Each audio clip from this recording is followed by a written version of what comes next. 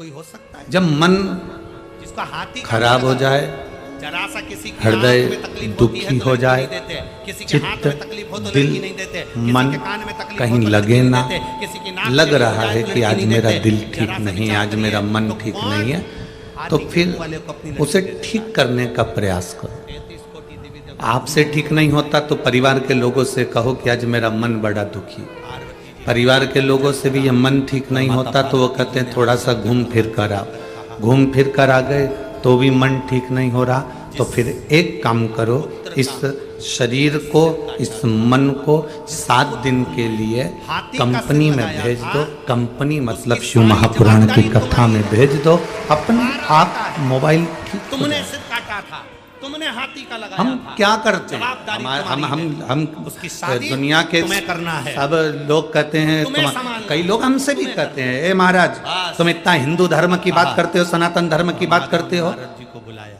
और नारद जी को बुलाकर कहा दुनिया के लोग सनातन धर्म से, हिंदू धर्म से इसलिए दूर हो जाते हैं क्योंकि वहां पर पैसे का ही बोलबाला होता जो है। भी चीज देता मंदिर में देखो तो पैसा, मंदिर में देखो तो धन, मंदिर में देखो तो दौलत। ऐसा नहीं देता। हम उनसे कहते हैं, तुम कहते हो कि भगवान को पैसे का महत्व होता है, पर एक भी पुराण में, एक भी शास्त्र में, एक भी वेद में, भगवान कृष्ण ने एक भी जगह पर रानी के कहीं साथ पर बैठ लिखा कर हुआ भगवान बता दो शंकर कि की आराधना शंकर भगवान को, भगवान रानी को को पैसे एक की संतान जरूरत दे हो। देना थी, पर वहां भोलेनाथ लिखा है ने 11 पत्रम संतान पुष्पम फलम तयो। 1,77,186 भगवान पत्र दीजिए। इतनी औलाद दे दी भगवान से। एक गरीब आदमी ठेला चलाने वाला भी शिव जी ने पत्ता कहा, तोड़कर जाओ, शिव जी को दे सकता है। प्रजापति विश्वरूप जी की कन्या से बात पुष्प करो। दीजिए, और पुष्प भी कौन सा, देव जिसको ऋषि नारद कौवा ने भी न कहा, खाए, विवाह कुत्ता भी न करना। खाए। क्यों? पार्वती मैया अभी तक कह रही थी मेरे बेटे की कनेर शादी का नहीं फूल हुई है। पार्वती जी ने कहा, पशु पक्षी तुमने खाते हैं। जन्म दिया। रोड के बीच में कनेर लगाया जाता है क्योंकि उसको ना तो गाय खाती, ना ढोर खाता, ना पशु खाता, ना पक्षी खाता, ना भैंस खाती, ना सुंगरा खाता, ना कोई जीव जंतु खाता। क्यों? क्योंकि उसको कोई खाता ही नहीं, तो कोई तोड़ेगा ही। और उसकी झोली और वो कनेर किसको चढ़ता है? साल 12 बोलते जाओ जम के। साल संतान महादेव को। आंकड़े का फूल मंदिर आती है, उसको कोई पशु जल पक्षी चढ़ाती खाता है?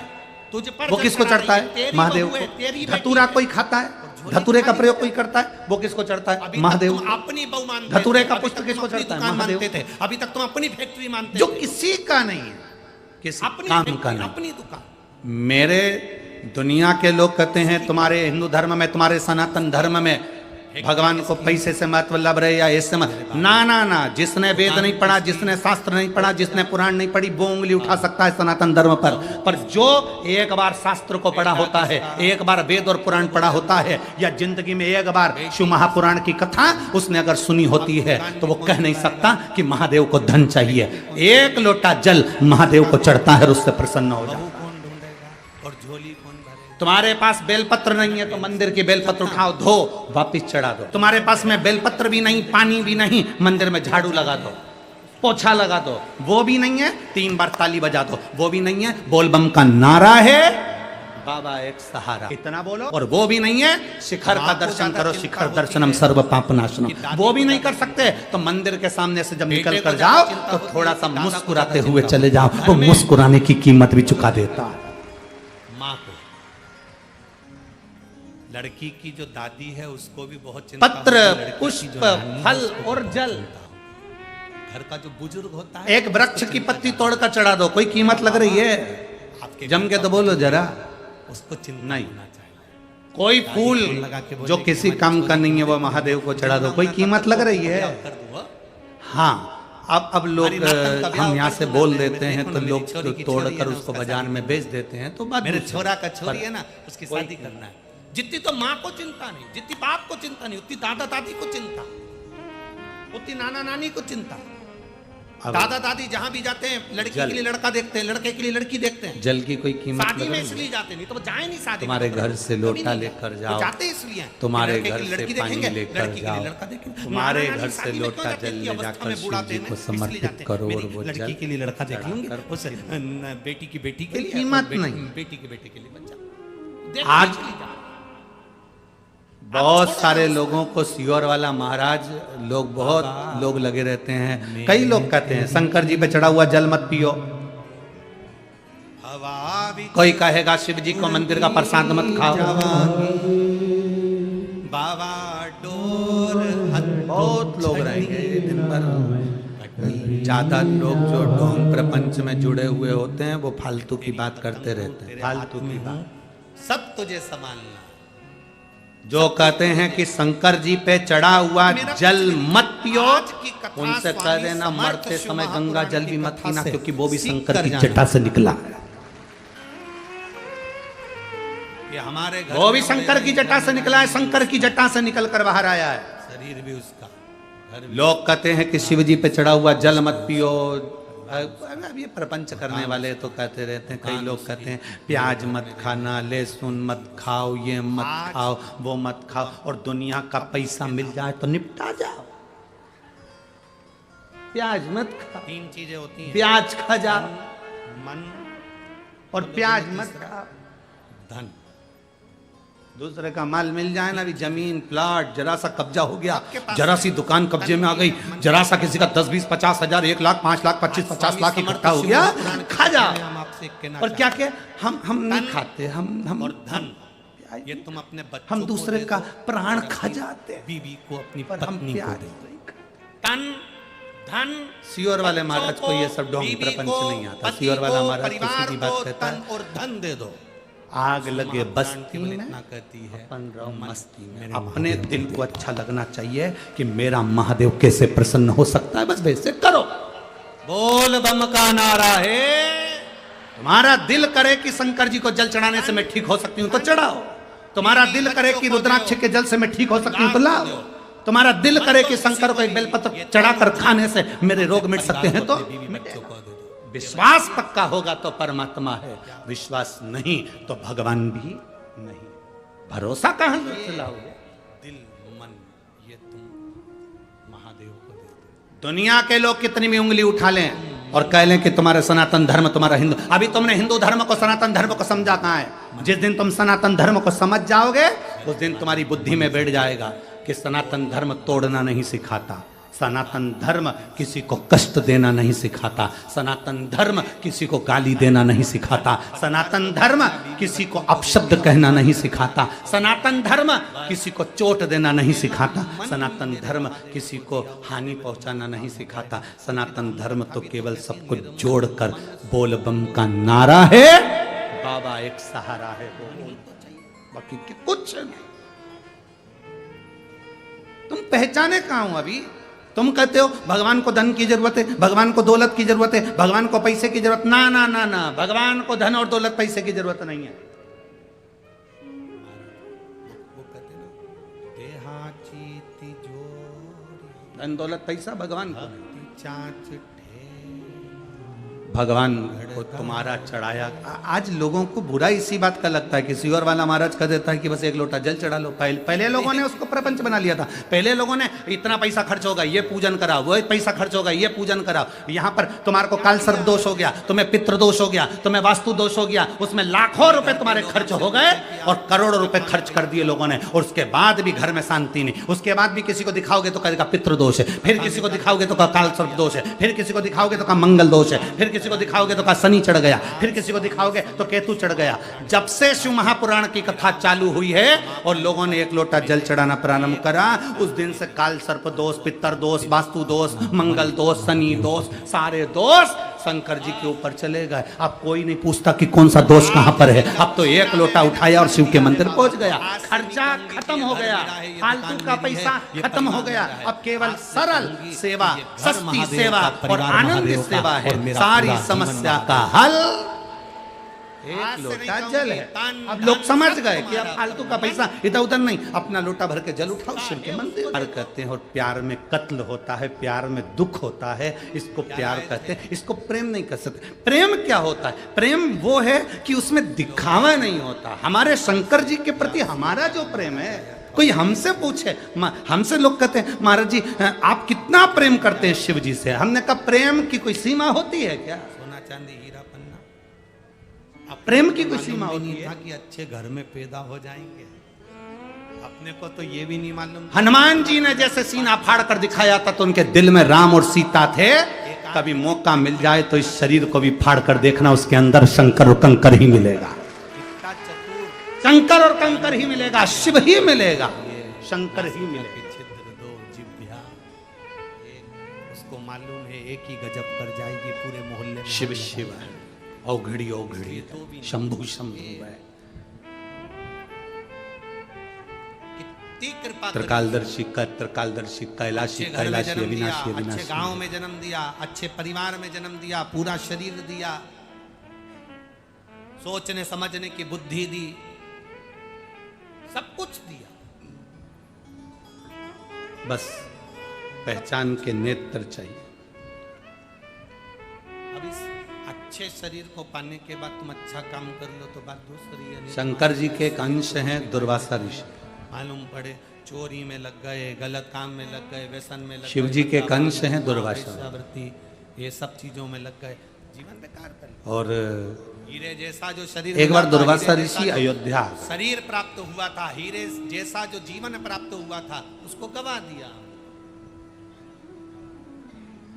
दुर्वासा ऋषि अयोध्या में आए तो उन्होंने अयोध्या में आने पर उनको राम जी महाराज को सूचना मिली कि दुर्वासा बाबा आए। सबको मालूम था कि दुर्वासा ऋषि को क्रोध बहुत आता। आज से मन कोई पूछे कि तुमने शिव पुराण, दुर्वासा बाबा को क्रोध आता है, ये सबको मालूम, सबके स्मरण में है कि इनको क्रोध आता। बाबा मेरा और मैं, हाँ घर में रहूं। दुर्वासा ऋषि शिवर वाला महाराज बोला है तन अवध आए, धन अयोध्या सब परिवार को दो, पर मन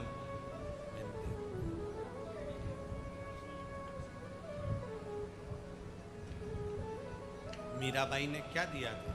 अवध में मीराबाई पहुंचे। के पास संत तुकाराम जी के पास क्या था? नामदेव जी के पास क्या शिव था? की भक्ति में डूबे धर्माबाई रहते के पास दुर्वासा। में क्या था? कोई धन था क्या? बेबहुत भगवान की विरल भक्ति में डूबे डूबे भजन करते करते जा रहे।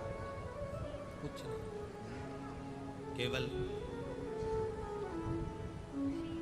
वो आरती में आप लोग आते हो ना, तन मन धन। शिव भोला भंडारी रे तो वो आरती की कभी बात आप लोगों से कहें, योग लग जाए आपको, धन सब तेरा, कभी भले कितना ही के लो, शिव मंदिर में कोई भी नहीं, पर तुम कभी ऐसा योग लग जाए।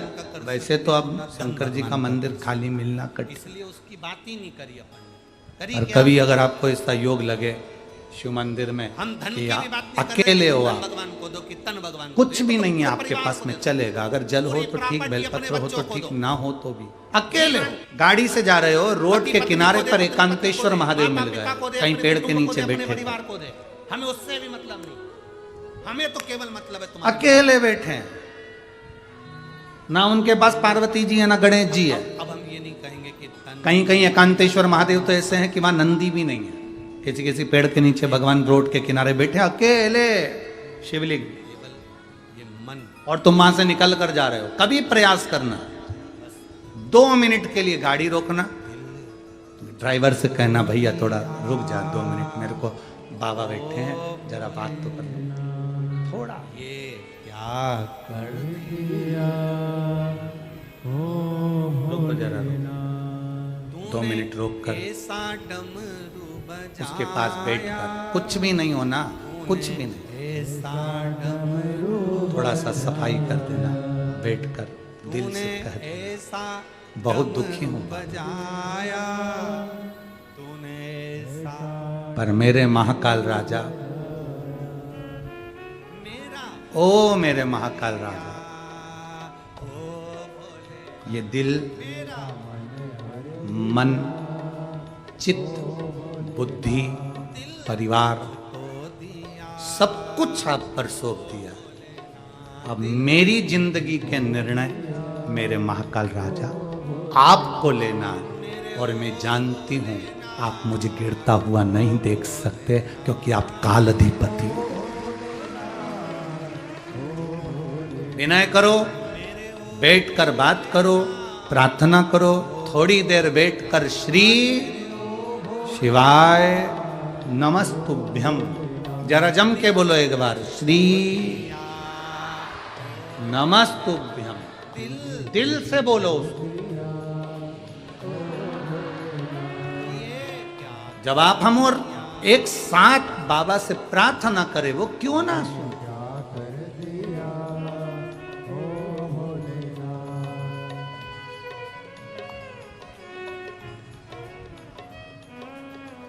मुझे तेरा ही सहारा है, मेरे भोले बाबा। मैंने तुम्हें ही पुकारा है, मेरे भोले बाबा। दुर्वासा ऋषि शिवजी का एक अंश राम जी की अवध में आ गए। अयोध्या में राम जी को मालूम पड़ा कि दुर्वासा बाबा आए हैं। बहुत सारे ऋषि उनके साथ में आए हैं और प्रसाद पाना चाहते हैं, पर उनकी कुछ शर्त है।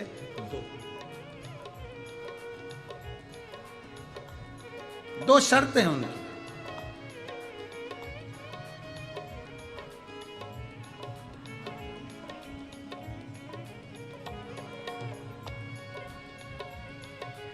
और बड़ी विचित्र शर्त होती है। जब संतों की जो शर्त होती है ना, बड़ा बड़ा विचित्र होता है, बड़ी विचित्र। हम भी कथा करने जाते हैं तो पहले ही कह देते, देखो भैया 7 दिन की कथा है तो हम 4 दिन तुम लोगों से नहीं मिलेंगे। अब यही जजमान बैठे हैं, राजा भैया और बेटी बैठी है श्रद्धा बेटी, पूछिए इनसे, जी भाई से, कि 7 दिन में से 4 दिन हम हमारे कमरे में से भी नीचे नहीं आते। भगवान का भजन करा, केवल कथा के टाइम आना, कथा से वापस अपने कक्ष में चले जाना, अपनी माला जपना, भजन करना, शंकर जी का गुणगान करना और जितना बन सकता है अध्ययन करना, इसके सिवा। दूसरा, हम मिलेंगे पर 4 दिन तक नहीं मिलेंगे। 7 दिन में से पीछे के 5वें, 6ठा, 7वां दिन रहता है, उसमें मिलेंगे। 5 दिन की कथा है तो शुरू के कम से कम 2 दिन नहीं मिलते, फिर पीछे के 2 दिन मिलते, जो नियम है वो नियम। दूसरा संकल्प ये रहता है कि महिलाएं, माता, बेटी, स्त्री चरण को हाथ ना लगाए। पुरुष है वो छुए, पर स्त्री, नारी, माँ ये चरण ना छुए, क्योंकि स्त्री, बेटी, माँ हम उनको जीजी कहते हैं और हमारी बहन से हम हमारे पाँव छुआएं, ये हमको ठीक नहीं लगता, क्योंकि आप हमारी बहन हो। अगर बहन ना होती तो हम यहाँ से बार बार मंच से हम आपको जीजी नहीं कहते और इनको हम जीजा ना कहते। आप हमारी बहन हो, जीजी हो, तो बहन से कैसे पाँव छुआ ले। और बुजुर्ग हैं तो हमारी माँ हैं, छोटी हैं हमारी बेटी हैं, कन्याएं, हम उनसे कैसे चरण।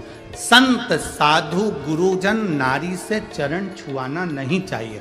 हम जितना पाठ करते हैं, अनुष्ठान करते हैं, ये चरण के अंगूठे में से निकाल के ले जाती है पांव पड़ने के बहाने।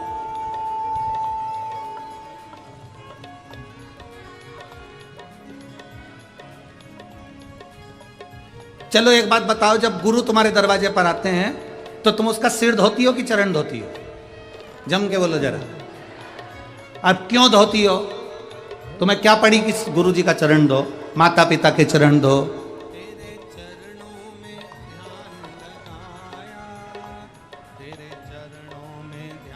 यहां तक कहा है पति के भी चरण धोना चाहिए, परंतु तुम तो उसको ही धो देती हो। दिक्कत तो यहां पड़ी।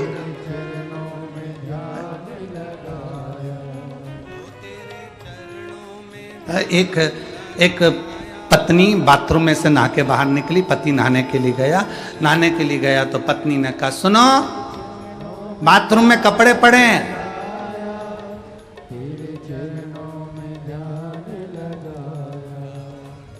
तुम धो दोगे क्या?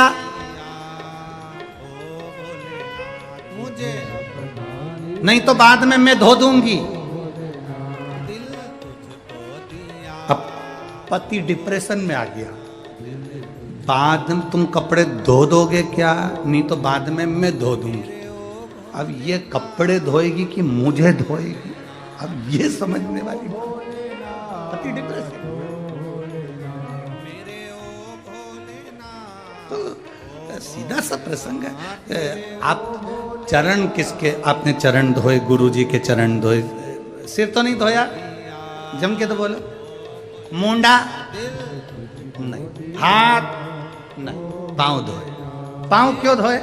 पांव में जो अंगूठा है, उस अंगूठे पर जब जल डलता है, अंगूठे को जब छुआ जाता है, अंगूठे पर जब जल डाला जाता है, तब वो जल जब चढ़ता है तो पूरे जितने अनुष्ठान करे होते हैं, जाप करे होते हैं, जितने पाठ करे होते हैं, उस पाठ का एक अंश जो चरण धोता है उसके खाते में चला जाता तुरंत। टच और मिला। मेरी माताओं से निवेदन, मेरी जीजियों से निवेदन, कभी नहीं, संतों के, गुरुजन के, आपको चरण छूना है, आपकी सास के छुओ, ससुर के छुओ, पति के छुओ, कोई घर का बड़ा है, बुजुर्ग है, उसके छुओ। पर हमको अच्छा नहीं, हमारा नियम है, जो नियम है, भगवत भजन करो खूब प्रेम से। आप दूर खड़े होकर हमसे बात करो, श्री शिवाय नमस्तुभ्यम, चिल्ला के बोलो, हम भी बोलेंगे चिल्ला के, श्री शिवाय नमस्ते। तो ये एक प्रसंग होता है, पर चरण छूना उत्तम। तो ये कुछ नियम होते हैं। अब दुर्वासा बाबा ने वहां पर जाकर अपने नियम बता दिए राम जी के सामने। मेरा कुछ नियम है, 2 मेरे संकल्प हैं, आपको संकल्प पूरा करो और मेरे 60,000 ब्राह्मणों को, ऋषियों को भोजन करो। कौन सा नियम है तुम्हारा? दुर्वासा ऋषि ने कहा, मेरा नियम यह है राम जी, जल, अग्नि और धेनु, इन तीनों से युक्त भोजन नहीं बनना चाहिए। क्या क्या चीज जम के बोलो जरा। पहले नंबर पर जल, दूसरे नंबर पर अग्नि, तीसरे नंबर पर धेनु, धेनु मतलब गाय। इन तीनों से युक्त भोजन नहीं बनना चाहिए और पकवान 56 भोग बनना चाहिए, पर उसमें ना जल मिले, ना वो अग्नि में तपा हुआ हो, और ना वो गाय के दूध से या धेनु से निर्मित किया। दुर्वासा जी जैसे ही बोले, राम जी सोच में पड़ गए, वैसा भोजन कौन सा जो बिना अग्नि में तपे कैसे दे दो, और 56 भोग। दूसरा, दुर्वासा बाबा ने दूसरा संकल्प कहा, सुनो राम जी, मेरा दूसरा संकल्प है, मैं शंकर जी की आराधना करता हूं, शिव की पूजन में करता हूं। आज अयोध्या में शंकर की पूजन करूंगा, पार्थिव शिवलिंग का निर्माण कर मैं पूजन करूंगा, पर मेरे पूजन में वो फूल चाहिए जो अयोध्या के किसी व्यक्ति ने देखा ही नहीं। उस फूल पर अवधवासियों की कोई की दृष्टि ना पड़ी हो।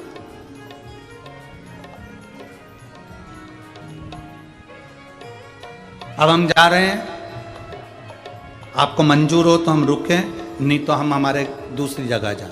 राम जी ने कहा, हमारे यहाँ से कोई भूखा जाए ये अच्छी बात नहीं है, आप बिल्कुल भोजन करिए। तो दुर्वासा जी ने कहा, हम सरयू स्नान कर कर आते हैं, तुम तैयारी करो। दुर्वासा जी 60,000 ऋषियों को लेकर सरयू जी का स्नान करने चले गए, और राम जी महाराज ने लक्ष्मण जी, भरत जी, शत्रुघ्न जी सबको आमंत्रित करा, जल्दी आओ। तुरंत हनुमान को बुलाया, जल्दी आओ। तुरंत भीड़ लग गई, राम राज्य में आज अवध में भीड़ पड़ी।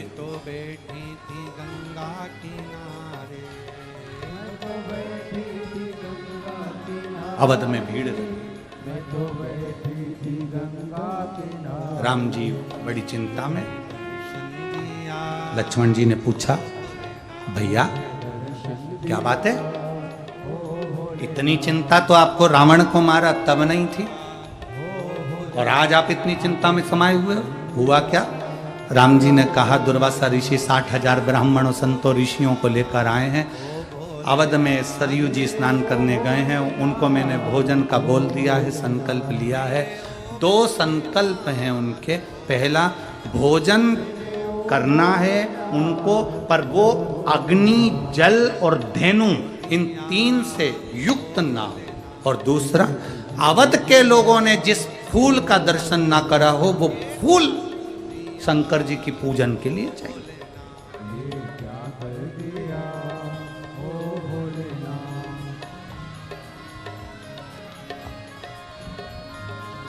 और बहुत सावधानी से सुनना, यह कथा पहली बार शिव महापुराण के इस प्रसंग में स्मरण में आई है कि वो कौन सा फूल, वो कौन सा पुष्प होता है जिस पुष्प के चढ़ा देने से शंकर भगवान पर अगर कोई व्यक्ति ने ला कर दे दिया, जो लाया वो, जिसने छुआ वो, जो चढ़ा रहा है वो, उसके परिवार में बल उत्पन्न होता। बल मतलब वो टूटता नहीं है जल्दी, डिप्रेशन में नहीं आता, टेंशन में नहीं आता, उसके अंदर इतना बल आ जाता है कि वो 50 से भी भिड़ सकता है। वो दुख से घबराता नहीं है, वो कष्ट से घबराता नहीं है। वो पुष्प, एक पुष्प, उसकी गणना यहां पर आई। राम जी ने लक्ष्मण जी से कहा पता करो कि अब क्या करा जाए, पता करो किससे विनय करी जाए, किससे प्रार्थना करी जाए।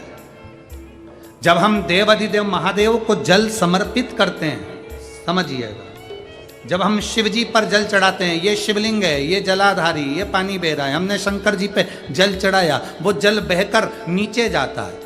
ये जो जलाधारी है, ये पार्वती जी का हस्त कमल है। यहाँ गणेश जी, यहाँ कार्तिक के बीच में अशोक सुंदरी, ये शंकर, ऊपर से जो बूंद बूंद पानी पर गिर रहा है, और शिव जी की 5 बेटियां, जया, विषहरा, श्यामली बारी, दौतली, देव, ये 5 बेटियां।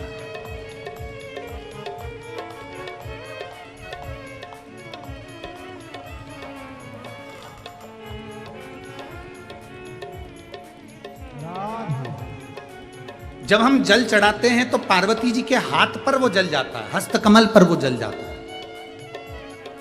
आप लोगों से 40 गांव की कथा में कहा था कि शिवलिंग जहां पर है और जलाधारी गोल है।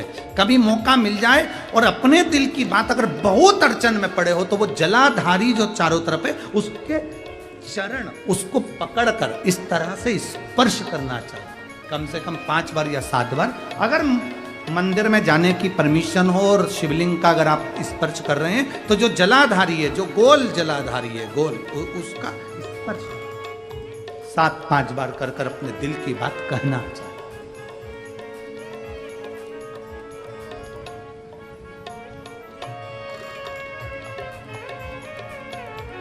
तीन जगह पर अपने मत्थे को टेकना चाहिए, 3 जगह पर। एक, शंकर के दरवाजे पर जाओ तो अपने मत्थे को जरूर टेको। दूसरा, गुरुद्वारे जाओ या गुरु के दरवाजे पर जाओ तो अपने मत्थे को जरूर टेको। और तीसरा, किसी पवित्र तीर्थ में जाओ या किसी शिव महापुराण की कथा में, या पुराण की जहां कथा होती है वहां सारे तीर्थ आकर बसते हैं। हम सारे तीर्थ नहीं जा सकते, तो पुराण में भी अपने मत्थे को टेक देना चाहिए,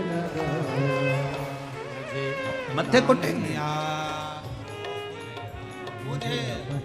शिव भक्ति की एक मूलता जगह, और जितने आयो ये भरोसा रख कर जाना, 7 दिन की कथा तो परसों पूरी हो जाएगी, पर मेरा बाबा तुम्हारी झोली ऐसी भरेगा कि 3 महीने में तुम्हारा भी पत्र इस व्यासपीठ पर। यह शिव तत्व है। आपका विश्वास, आपकी भक्ति।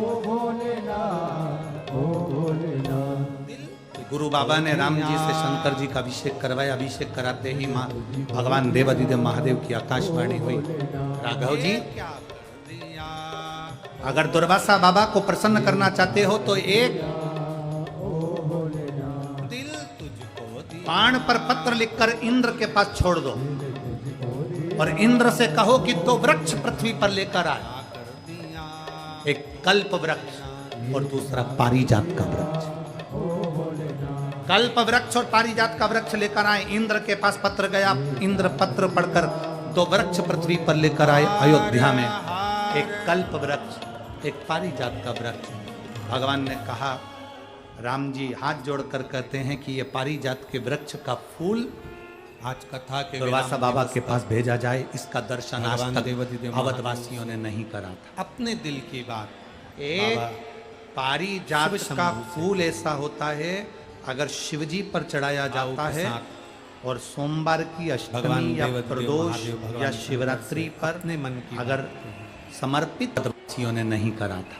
जहां जगह मिले एक वहां बैठ जाओ। पारिजात का फूल ऐसा होता है, अगर शिवजी पर चढ़ाया जाता है और सोमवार की अष्टमी या प्रदोष या शिवरात्रि पर बैठकर अगर समर्पित किया जाता है, तो उससे हमारे को बल प्राप्त होता है। जैसे बच्चे हार जाते हैं, अब मेरी नौकरी नहीं लग रही, अब मैं पास नहीं हो रहा, मेरा सीए क्लियर नहीं हो रहा, मेरा इंजीनियर क्लियर नहीं हो रहा, मेरी डॉक्टरी क्लियर नहीं हो रही, मेरे मेडिकल नहीं हो रहा, हारते हैं, उनको वो बल देता है। पारिजात का फूल शिव को चढ़ाने, वो बल प्रदान करता। कल्प वृक्ष आया, कल्प वृक्ष से कहा अब भोजन आप दीजिए, क्योंकि अग्नि में तपा हुआ नहीं चाहिए, जल से बना हुआ नहीं चाहिए, धेनु का बना हुआ नहीं चाहिए, तो आप दीजिए। और भगवान कल्प वृक्ष ने वो भोजन अन्न प्रदान करना प्रारंभ करा। दुर्वासा बाबा प्रसन्न, शिव प्रसन्न। मेरे अड़भंग शिव को रिझाने के लिए कोई विशेष वस्तुओं की चाह नहीं होती। मेरे भगवान भोलेनाथ को रिझाने के लिए बहुत सारे धन वैभव सत्ता की जरूरत नहीं होती। मेरे भोले बाबा को रिझाने के लिए सारी समस्या का हल, एक लोटा जल शिव को चढ़ाया, वो प्रसन्नता का विषय।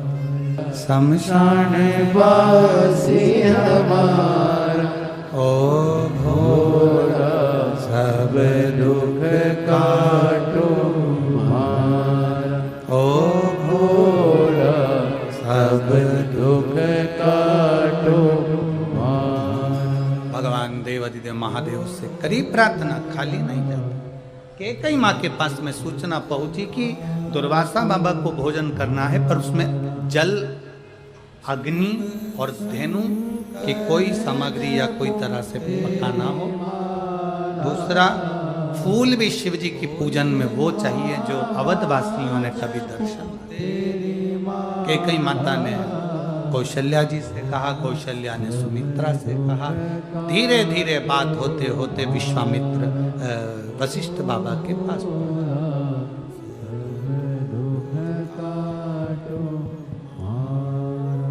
जब अपना मन दुखे, समझ में कोई राह नहीं आए, तब किसी सद्गुरु की शरण में जाकर उससे शिव भक्ति का कोई उपाय पूछ लेना चाहिए। अब उपाय को लोग अगर टोटका कह दे सियोर वाले महाराज को, तो वो उनकी मर्जी है। अपन टोटका वाला बाबा ही सब, ठीक है। पर शिव महापुराण में भी तो उपाय बताए हैं। रामचरितमानस में उपाय बताए, जब दशरथ जी के घर में संतान नहीं हुई तो कहा कि ये उपाय करो, इसको टोटका कहेंगे। यशोदा जी के घर में जब संतान नहीं हुई तब कहा गया, माता पाटला देवी ने यशोदा जी की माँ ने कहा कि यशोदा तू ऐसा कर, इसको क्या टोटका कहेंगे। ये उपाय हैं जिन उपाय को हम कर सकते हैं। एक पत्र है, देखिए, शिव महापुराण का संवाद है। मेरे बाबा को मेरा नाम सुअनीता अकुलवार, पति का नाम श्री प्रकाश आकुलवार, गांव मंडेली बाजार, तहसील बरोरा, जिला चंद्रपुर। मोबाइल नंबर ये है। कहीं बैठी हैं, कहीं बैठी हो तो हाथ हिला सकते। अपना मन आप ही हैं, हाँ ऐसा हाथ हिला दो। श्री शिवाय नमस्तुभ्यं। शिव महापुराण की कथा कहती है, गुरुदेव भगवान के भजन में, भगवान के कीर्तन में, भगवान के मंत्र जाप में, मैं जब 10 साल की थी तब गिर जाने से मेरे सीधे हाथ की आंख में मार लग गई। उससे आंख से दिखना बंद हो गया था। देवता तब आंख के डॉक्टर के पास इलाज करवाने के लिए गए। डॉक्टर ने चेक कर कर बताया कि सबसे पहले इनकी आंखों की नसें सिकुड़ गई है और इसको कोई इलाज नहीं है। जो निकला वो विष निकला। अब गाय को आंख की नस सिकुड़ गई, इसका कोई इलाज नहीं है। डॉक्टर को दिखाने के बाद मन उदास हो गया। जब 10 साल की थी तब से ये आंख में तकलीफ हुई और वो आंख की रोशनी जिंदगी भर के लिए चली।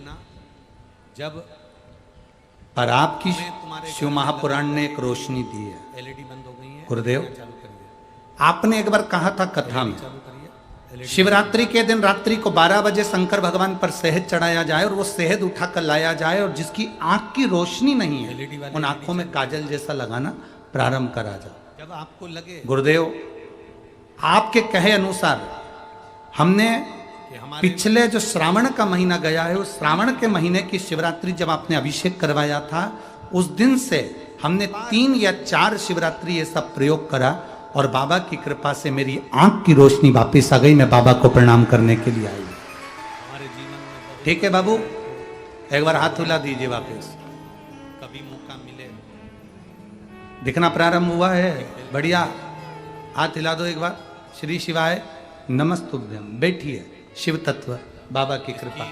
बाबा, मैं बाबा को यहाँ नमन करने आया जहाँ से पानी बहता है जलाधारी की ओर। शिवरात्रि का ऐसा करते करते मैंने 5 शिवरात्रि को करा, और 5 शिवरात्रि के बाद मेरी आंख, जिस आंख से दिखाई नहीं देता था, जो 10 वर्ष की अवस्था के अंतर्गत चली गई थी, बाबा की कृपा से मेरी आंख आज पूर्ण तरह से मुझे दिखने